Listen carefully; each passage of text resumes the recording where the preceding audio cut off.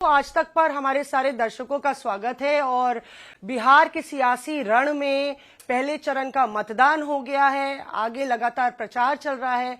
आज तक से इस खास बातचीत में हमारे साथ जुड़ रहे हैं कांग्रेस के राष्ट्रीय अध्यक्ष मल्लिकार्जुन खड़गे साहब, जो लगातार प्रचार में जुटे हुए हैं।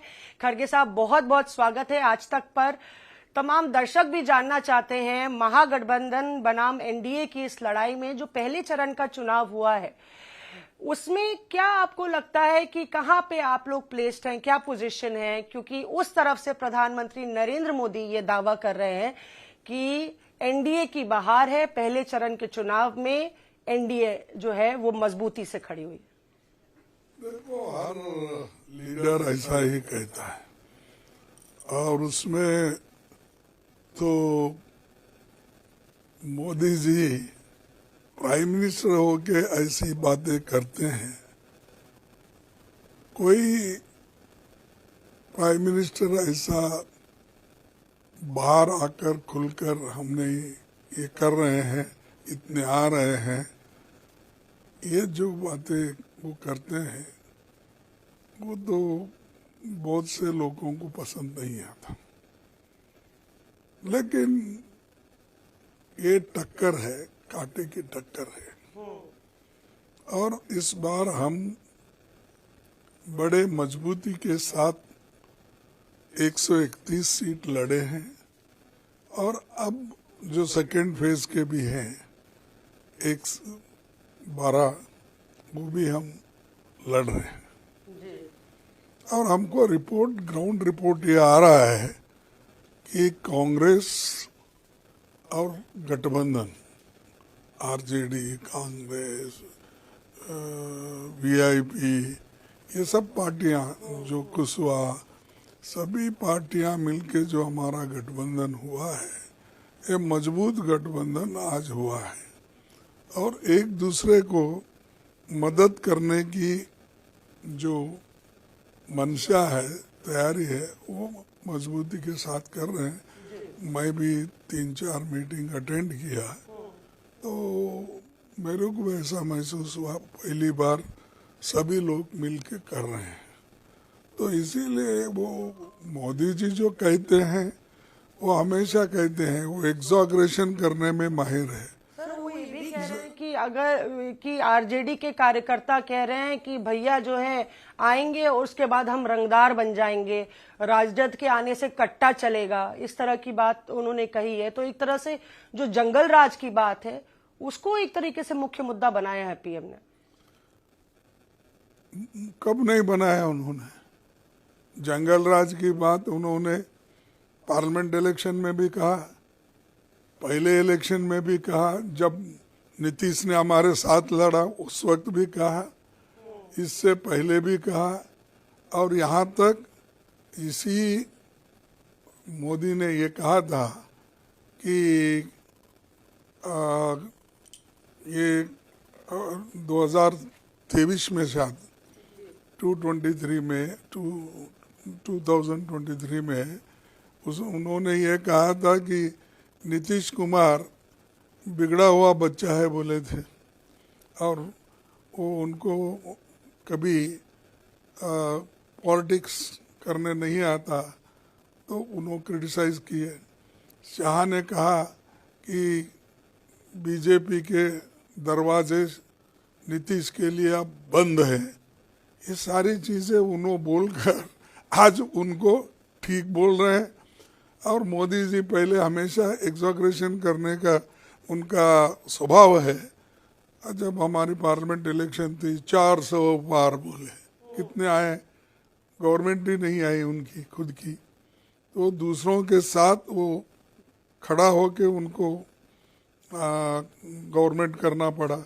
उन्होंने तो चोरी की गवर्नमेंट और वो सेंट्रल गवर्नमेंट, मैं ये कहूँगा कि चोरी से वो बन गई है। मैं चोरी पर आऊंगी, पर सर आपने कहा कि महागठबंधन अच्छा कर रहा है, तो कुछ आंकड़े हैं कि 121 सीट में महागठबंधन को कितने मिल रहे हैं? कांग्रेस 24 सीटों पर लड़ी है, तो कुछ आंकड़े हैं 121 में कितने? देखो, आंकड़े कभी भी, मैं कम से कम 54 55 साल से हूँ, आंकड़े कोई एग्जैक्टली बोलता नहीं, और अगर कोई बोलता है तो चुप अपने लोगों को खुश करने के लिए बोलता है। तो हमारा अपर हैंड है। अपर हैंड है। हाँ, हम गठबंधन का, महागठबंधन का अपर हैंड है, इसमें कोई शक नहीं है। यहाँ पे ये भी कहा जा रहा है, क्योंकि आपने बात की नीतीश कुमार की, कि नीतीश के बारे में तमाम चीजें कही, अब आपको लगता है कि नीतीश जरूरी हो गए बीजेपी के लिए, मजबूरी नहीं है? इस तरह की बात पहले भीतर खाने कही जा रही थी। जिस तरह से नीतीश कुमार, ये भी चल रहा है कि जेडीयू बेहतर करते नजर आ रही है बीजेपी से, ऐसा भी संभव हो सकता है? आपस में इनके मनभेद है? आपस में तो बहुत मनभेद है, और ये लोग जो मिलके लड़ रहे हैं वो दिल से नहीं लड़ रहे। वो ये चाहते हैं कि किसी न किसी तरीके से ये नीतीश को पीछे रखना। नहीं तो आज तक उन्होंने अनाउंस ही नहीं किया चीफ मिनिस्टर कौन है, नहीं उनके नेतृत्व में लड़ रहे हैं। अरे नेतृत्व में हर जगह कोई ना कोई लीडर रहता है, उनके नेतृत्व में लड़ते हैं। हम लोग भी जो इलेक्शन लड़ते हैं, किसी न किसी नेता को हमारा मुखिया बना के ही लड़ाते हैं। तो ये जो बातें वो बोलते हैं सब ठीक नहीं है। इलेक्शन के बाद वो पाप बेचारे को किसी कॉर्नर कर देंगे। ललन सिंह ये कहते नजर आए थे कि अमित शाह ने कह दिया कि विधायक दल के नेता तय करेंगे कौन सीएम है। तो ये कटाक्ष था, या क्या आपको लगता है कि एक तरीके से बीजेपी भी ये देख रही है कि वो अपना जो संगठन है उसको उसमें उत्साह रहे और क्लियर कट डिक्लेयर नहीं किया जाए? क्योंकि कई नेता ये कह रहे हैं, अमित शाह ने भी बोला कि कोई वैकेंसी नहीं है सीएम की। तो ये सवाल आप बार बार क्यों करते हैं कि नीतीश है और कोई वैकेंसी नहीं है? वो उनका कहना है। अगर नहीं है तो हम जैसा कहे कि आरजेडी, कांग्रेस, ये सब महागठबंधन, हमारे जितने भी पार्टीज है, कम्युनिस्ट, सीपीएम, सीपीआई और वीएचपी, वीआईपी, ये सारी पार्टियां मिलके हमने तय किया, डिक्लेयर किया। हमने ये कहा कि हमारे तेजस्वी हमारे पार्टी के तरफ से मुख्यमंत्री बनेंगे। हमने तो ओपनली कहा। सर, पर पीएम ने ये भी कहा ना कि कनपट्टी पे कांग्रेस के रख के ये कहलवाया गया कि तेजस्वी सीएम होंगे। कांग्रेस के कनपट्टी पे कोई कट्टा रख के, उन्होंने बोला कट्टा रख के उनसे निर्णय लेना ये कभी हो नहीं सकता। और कांग्रेस आज तक जब मोदी को ही झुके नहीं, बहुत से ये चुप हमारे में फूट डालने की कोशिश कर रहे हैं। और ये मोदी जी का जिस भाषा का उपयोग वो करना चाहिए, मोदी जी वो भाषा छोड़ देते हैं। जैसा कि हमेशा चंद लोग डरा धमका के काम कर लेने की आदत होती है, वैसी आदत उनकी भी है। और उसी लिए तो उन्होंने अपने बहुत से हुकूमत जो बनाए हैं ऐसा ही कट्टा रख के ही बनाने का क्या है, वो सरकार बना रहे हैं कट्टा रख के ही। ईडी, सीबीआई ऐसे एजेंसीज को डरा के, धमका के, अंदर डाल के, वो भी तो यही है ना। तो हमको बोल रहे कि हम डरे नहीं। हमारा स्पष्ट है कि हम भी काम कर रहे हैं, हमारे गठबंधन के लोग भी काम कर रहे हैं, हम मिल के लड़ रहे हैं और मिल के चुनाव जीतेंगे। चुनाव जीतने की बात आ गई तो राहुल गांधी वोट चोरी की बात करते हैं। एक बड़ा उन्होंने हाइड्रोजन बॉम्ब फोड़ा, और कहीं ना कहीं खड़गे साहब वो बिहार को भी इसमें लेके आए कि बिहार में भारी तादाद में वोटर डिलीशन हो रहा है, और बिहार के वोटरों को उन्होंने अपील की थी कि वोट चोरी हो रही है, इसके लिए आप लोग जो है अलर्ट रहें। तो वोट चोरी कितना आपको लगता है बड़ा मुद्दा है बिहार में? अरे आप तो देखिए, आप तो जो राहुल गांधी जी ने आपको बताया वो क्या चोरी छुपे ने प्रेस कॉन्फ्रेंस में उन्होंने बताया कौन से वोटर्स कितने कितने बार डाले, औरतें कितने बार डाले हैं, बूढ़े लोग कितने डाले हैं, और यहाँ तक यदि विदेशी लोग भी उनका फोटो इस्तेमाल करके वोट डाले हैं। तो ये सब आंकड़े वो दिए सो है, और उसके ऊपर से इलेक्शन कमीशन काम करने का छोड़ के राहुल गांधी को वो गालियां देना, चैलेंज करना। अरे राहुल गांधी को चैलेंज क्यों करते हो? प्रधानमंत्री ने तो तारीफ की है इलेक्शन कमीशन की कि पहले चरण का मतदान बहुत अच्छा कराया, इससे पहले गोली चलती थी, खून खराबा होता था। देखिए, इलेक्शन स्मूथली चलना बात एक है, फ्रॉड करके चोरी करके जीतना अलग है। तो ये फ्रॉड करके चोरी करके जीत रहे, यही राहुल जी का कहना है ना। तो यहाँ पे अगर जीतते हैं तो फ्रॉड करके जीत रहे हैं, ये भी कहा जाता है कि भाई विपक्ष अगर जीतेगा तो फ्रॉड नहीं है, सत्ता पक्ष। क्वेश्चन ये नहीं है, जो सिस्टम है वो सिस्टम इलेक्शन कमीशन ने गलत तरीके से इस्तेमाल कर रहा, उसका है। किसका हार किसका जीत वो बात और है, ये सिस्टम की बात जब हो रही है, वोट चोरी की बात हो रही है, ऐसा कर सकते हैं ये बताया गया। तो कर्नाटक में हुआ ऐसा ही 2 जगह, महाराष्ट्र में हुआ, अब बिहार में भी हो सकता है। ये बात उन्होंने खुलकर कहा कि आपको लगता है हो सकता है सर बिहार में भी? वो तो राहुल गांधी ने कहा। राहुल गांधी ने कहा, जो राहुल गांधी कहते हैं वो सब आंकड़े जमा के रियल तरीके से रियलिटी पे बोलते हैं, और उनको वो आदत नहीं है कि चुप कुछ तो बोलना। अब जो सहन नहीं कर सकते, जो जलस लोग हैं, अब बार बार टीका राहुल जी की करते हैं। इसी में कंटिन्यूटी में राहुल गांधी कहते हैं, पर तेजस्वी ये मंच से नहीं कह रहे हैं। तेजस्वी ने अभी तक वोट चोरी के मुद्दे को मंच पे नहीं बोला है। वो रोजगार हो या महिलाओं की योजनाएं हो, उस पे रहते हैं। तो क्या वजह है आप लोग गठबंधन में हैं, वो मुद्दा तेजस्वी के लिए जो राहुल गांधी के लिए अहम है, वो तेजस्वी नहीं बोल रहे हैं बिहार में? देखिए, इलेक्शन में एक एक मुद्दा एक एक नेता बोलते हैं। सबसे पहले तो पार्लियामेंट में राहुल गांधी ने उठाया अनएम्प्लॉयमेंट का, इन्फ्लेशन का और वोट चोरी का, ये सारी चीजें का, संविधान का वायलेशन, ये सारी चीजें उन्होंने उठाई। अब तेजस्वी भी वही बात यहाँ पर बोल रहे, अनएम्प्लॉयमेंट का बात कर रहे हैं, माइग्रेशन का बात कर रहे हैं, और दूसरी चीजें जो यहाँ के लोकल प्रॉब्लम है, इन्फ्लेशन का, महिलाओं के समस्या, वो सब बोल रहे हैं। और हम भी बोल रहे वही कि के बारे में नहीं बोल रहे हैं। और देखो भाई, ये कौन अब मैं बहुत से जगह ये भी बोला कि हमेशा मोदी आरएसएस का सहारा लेके चलते हैं, तो ये जरूरी नहीं कि दूसरा भी वही बात बोले।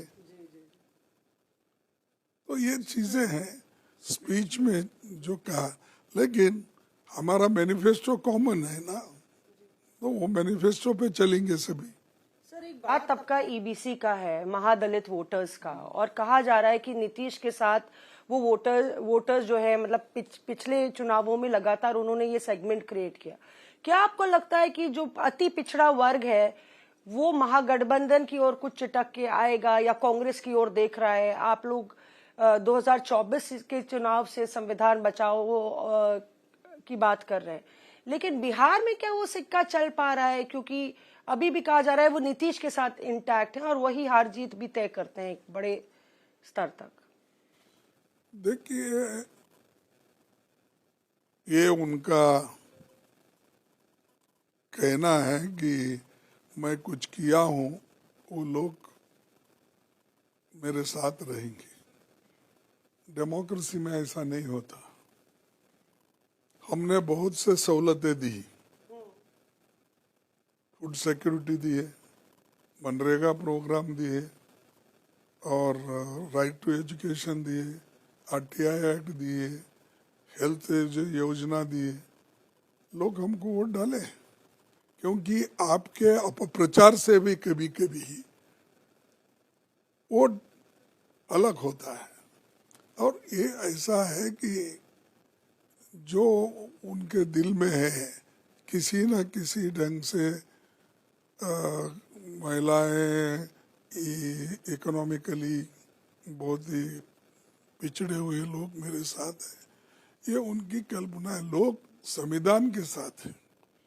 लोग ये चाहते हैं कि देश के संविधान और लोकतंत्र को बचाने के उनका, क्योंकि संविधान रहा तो ये सब कुछ मिलने वाला है। संविधान ही अगर नहीं है तो उनको क्या मिलेगा? तो इसीलिए संविधान बचाने का काम हम कर रहे हैं और इंडिपेंडेंस, आज़ादी बचाने का काम हम कर रहे हैं। वो सिर्फ इलेक्शन में कुछ तो दी है ना नीतीश कुमार ने, ईबीसी वर्ग के लिए तमाम स्कॉलरशिप्स हैं, दलित स्टूडेंट्स के लिए स्कॉलरशिप, तो वो अरे ये तो कॉमन है। अब हमने जो कर्नाटक में किया, सब गारंटीज हम इम्प्लीमेंट कर रहे हैं। एक और सवाल सर, हिमाचल में किए हम, तेलंगाना में कर रहे हैं और हम भी दे रहे हैं। हमने तो बोला कि 30,000 रुपए सालाना महिलाओं को देंगे। इन्हों तो 10,000 रुपए इलेक्शन के लिए रिश्वत के 10,000 इन्होंने महिलाओं को जो दिया है उद्योग करने के लिए, छोटे मोटे 10,000, ये तो एक चुनाव के समय की बात है। चुनाव आया इसी, क्यों ये 20 साल हुकूमत में थे, क्यों नहीं किए? कहते हैं 10,000 बहुत होते हैं। आपको लगता है ये घूसखोरी है कि नहीं 10,000 बहुत, 10,000 क्यों नहीं दिए? 20, आप जो 20 साल से हुकूमत में है, कौन रोका था आपको? महिलाओं को उद्धार कर मत करो बोल के किसी ने रोका था? क्यों नहीं कहे उस वक्त? अब चुनाव है, चुनाव में जीतने के लिए ये तुम 10,000 नहीं तो आप तो हमेशा बोलते थे मोदी जी पकौड़ा बनाओ, एम्प्लॉयमेंट मिलता है।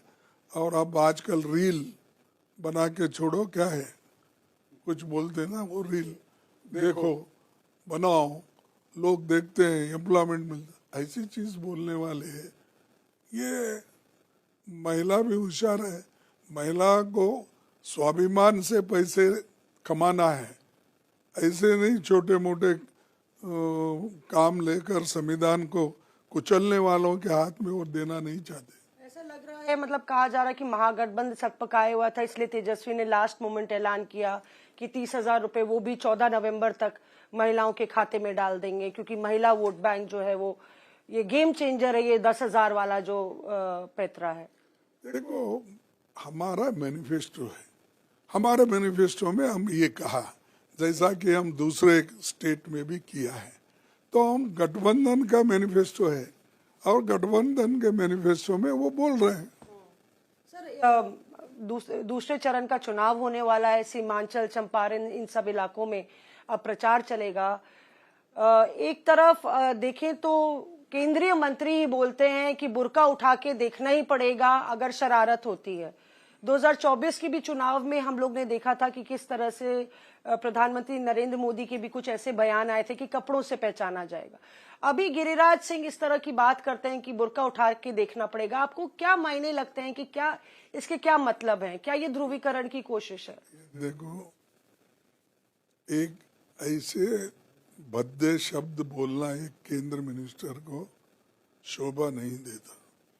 और कोई एमपी भी कहता है ये ऐसा, ये लज्जास्पद है कि आप बुर्का उठा के देखो। आप हमारे हिंदू धर्म में भी घूंघट नहीं उठाते थे, तो इसका मतलब है कि आप घूंघट उठा के देखेंगे, बुर्का एक तरफ देखेंगे।